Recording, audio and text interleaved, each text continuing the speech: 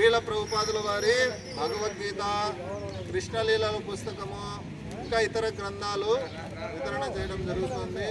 ప్రతి ఒక్కరూ ఉత్సాహంతో చేస్తూ కృష్ణుని యొక్క కృపను అర్థిస్తూ అందరూ కూడా హరే కృష్ణ మహామంత్రాన్ని చెప్పండి.